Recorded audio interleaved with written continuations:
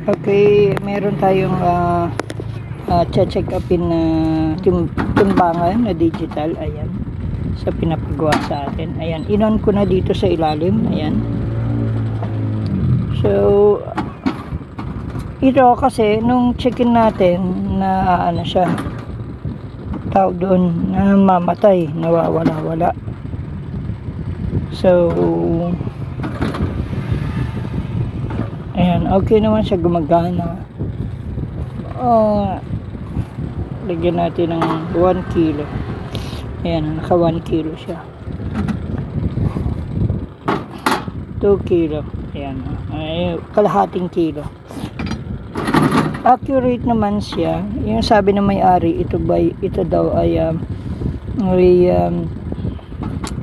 gamit to sa gulayan, matagal na nilang timbangan. So nag-iiba, nagloloko. So lilinisin pa natin siya at saka kinukpok-pok natin at tiningnan natin din kung ano yung nagiging problem. Parang ganyan lang na pokpok, hindi naman. Ayan, ngayon nagkakarga na siya.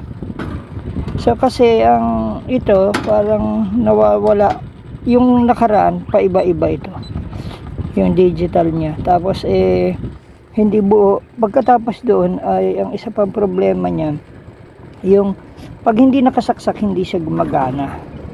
So kaya inaobserbahan pa natin siya. Yan ay ipapagawa niya. Okay.